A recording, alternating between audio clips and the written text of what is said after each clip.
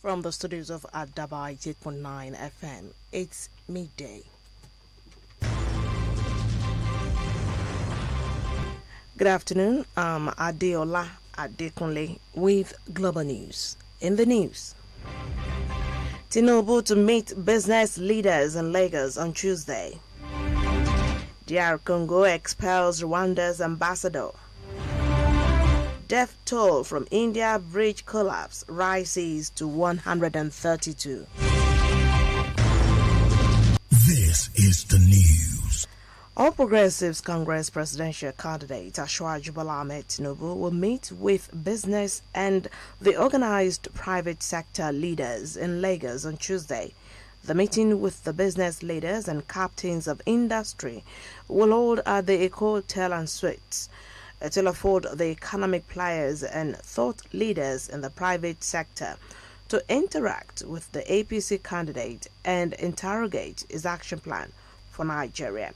This is contained in a statement by the Director Media and Publicity of APC Campaign Council, Bayo Onanuga. On October the 21st, President Muhammadu Buhari unveiled Tinubu Shettima policy document christened Action Plan for a Better Nigeria. The document has enjoyed positive reviews across various segments of the economy since it was launched. Secretary of APC Presidential Campaign Council, James Faleke, said the town hall session was convened to allow Asiwaju Tinubu share his vision for a better Nigeria with various actors in the economy and allow for critical examination of the policy options contained in the action plan. The Democratic Republic of Congo's government has ordered Rwanda Ambassador Vincent Karega to leave the country within 48 hours after accusing Kigali of supporting M23 rebels who have seized 2 towns in the DRC's east. This has raised tensions between the 2 countries.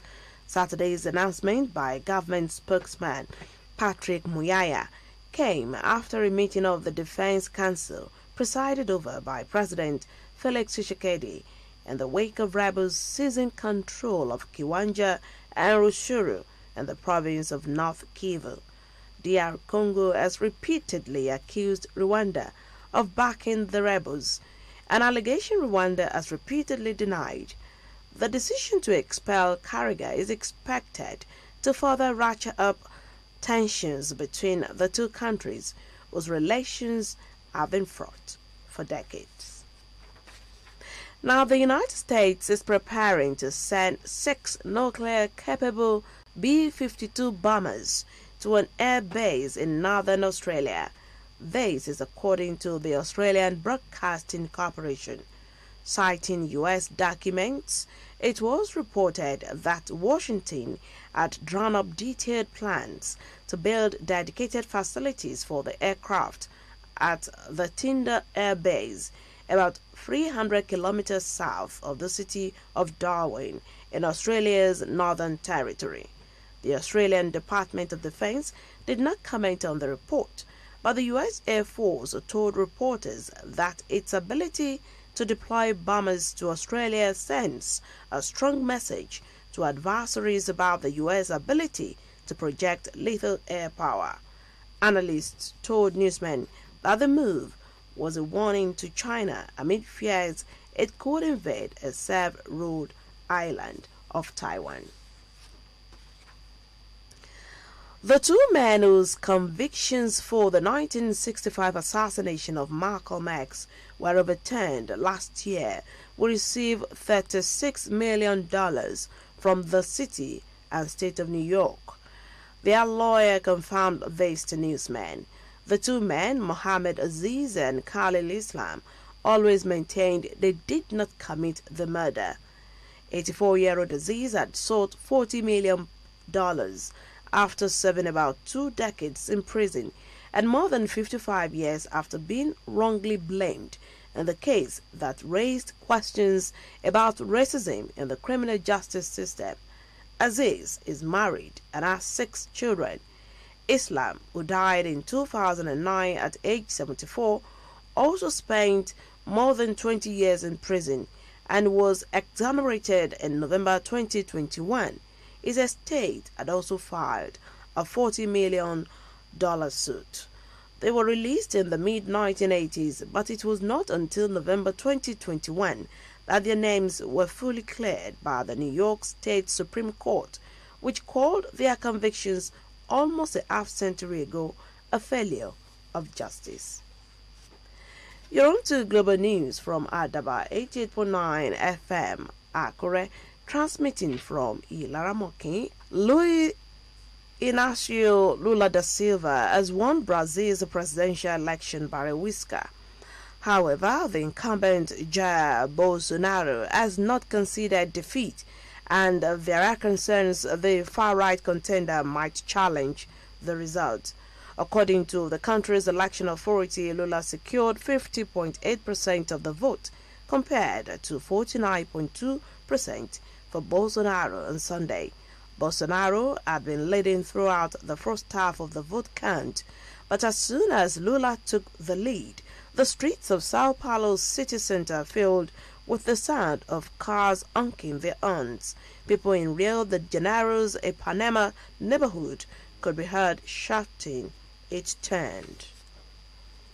Now, the death toll from the collapse of a colonial-era suspension bridge in India's western Gujarat state has risen to 132 as rescue workers walked through the night, combing the Machu River for survivors. Gujarat's Home Minister Harsh Sanghvi told newsmen that the death toll rose from 68 on Sunday to 132 early this morning as search operations continued. Gujarat's Information Department said about 177 people had now been rescued, while 19 were receiving medical care. The bridge in Morbi, a town some 200 kilometers west of Gujarat's main city, Ahmedabad, was built during British rule in the 19th century and had been closed for renovations for nearly 6 months before it was reopened to the public last week.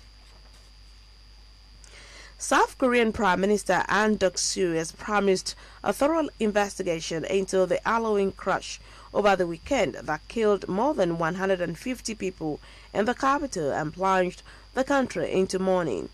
Today, officials said the death toll had risen to 154, with 149 people injured, 33 of them in serious condition.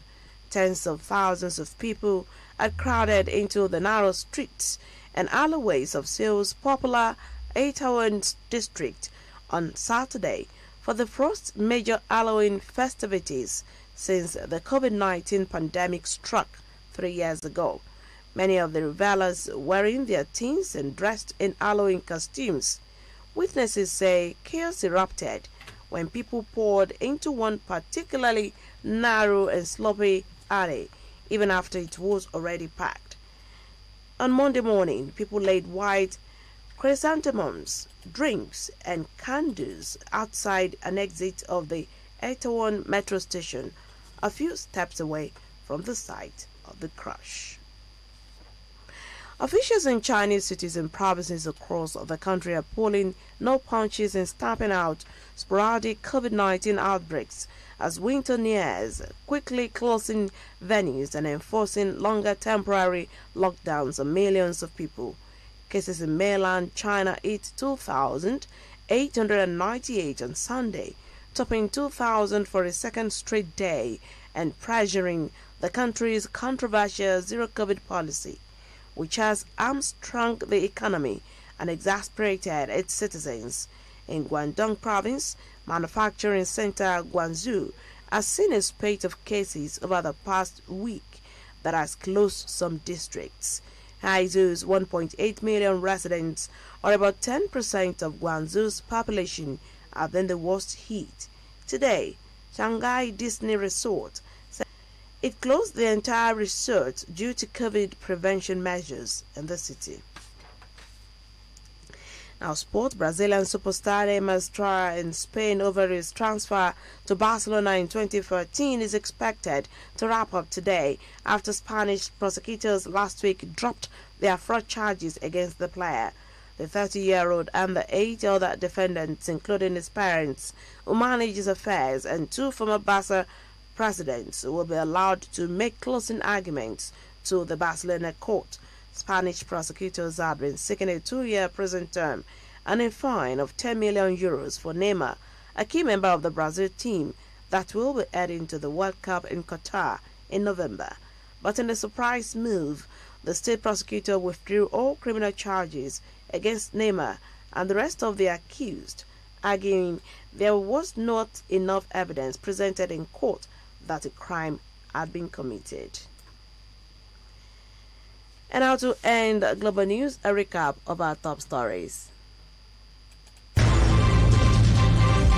We told you that All Progressives Congress presidential candidate Asiwaju Bola Ahmed Tinubu will meet with business and the organized private sector leaders in Lagos on Tuesday. The Democratic Republic of Congo's government has ordered Rwanda Ambassador Vincent Karega to leave the country within 48 hours after accusing Kigali of supporting M23 rebels who have seized 2 towns in the DRC's east.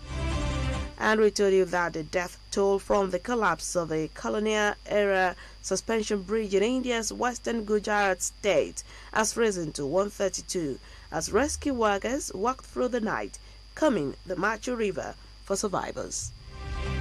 And that's Global News. It was edited by Sunday Ajiboye. I'm Adeola Adekunle. Thank you so much for listening. Good afternoon.